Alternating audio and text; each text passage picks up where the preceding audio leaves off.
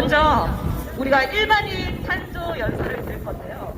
우리 국민 여러분께서 왜 이재명 후보를 지지해야 되는지에 대해서 말씀을 주실 겁니다. 특히 오늘 탄조 연설을 하실 분들은요, 이재명 후보가 경기도지사로 일할 때 어떤 변화가 있었는지를 몸소 경험하신 분들이 증언을 직접 해주실 것입니다.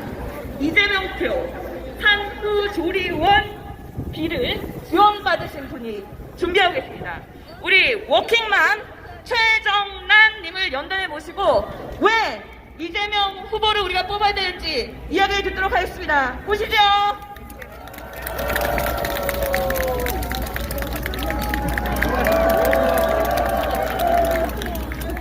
네, 안녕하십니까.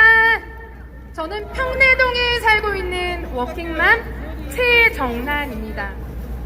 큰 박수로 환영해주세요. 네, 감사합니다. 저는 7살과 3살 두 아이를 양육하며 쇼핑몰을 운영하고 있습니다. 두 아이를 낳고 기른 낳는 것은 제겐 정말 큰 결정이고 도전이었습니다.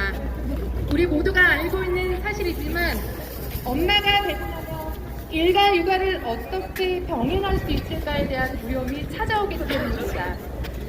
여러분도 충분히 공감하실 겁니다. 우리나라가 저출산 문제가 심각한 이유도 이와 같은 현실적인 문제 때문일 것입니다. 우리 아이가 살아갈 세상에 대한 걱정도 있었습니다. 높은 실업률, 전염병, 내 집 장만과 경제적인 어려움이 커지고 있는 이때에 우리 아이에게 힘든 세상을 살아가게 하고 싶지 않았습니다. 그러나 저는 용기를 냈습니다. 이재명 후보의 산후조리비 지원 정책 덕분이었습니다. 제가 둘째 아이를 출산하고 산후조리비 지원금 50만 원을 받았습니다. 출산 증명서를 내고 2일 만에 지역화폐로 받았는데 제겐 50만 원이 큰 선물처럼 느껴졌습니다. 아이의 출산을 축하받는 기분이었습니다. 잠시나마 행복하고 든든했습니다.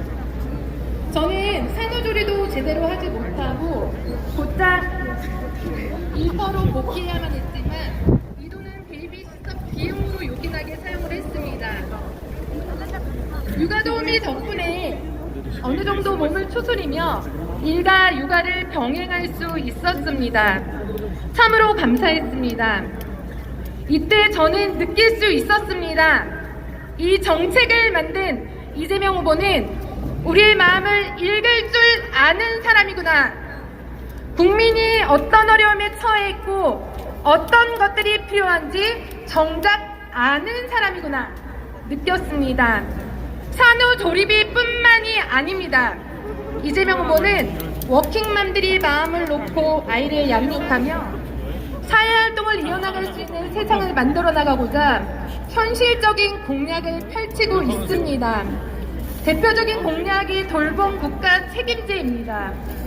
제 첫째 아이가 유치원을 마치면 곧장 태권도 학원과 여러 학원을 순회합니다. 이유가 뭐겠습니까? 아이를 돌봐줄 사람이 마땅치 않기 때문입니다.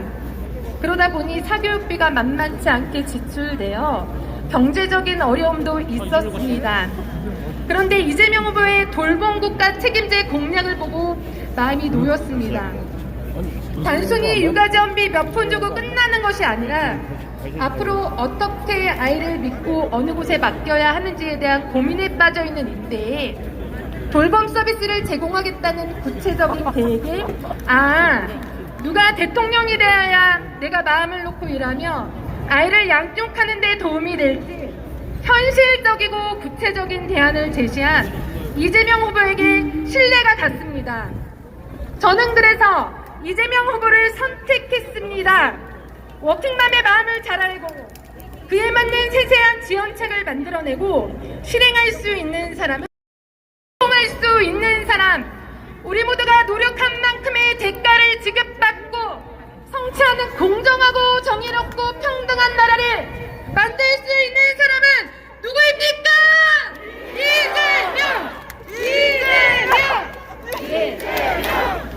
네. 그래서 저는 나를 위해 사랑하는 가족 대한민국을 위해 이재명 후보에게 투표하겠습니다. 여러분들도 동참해 주시겠습니까?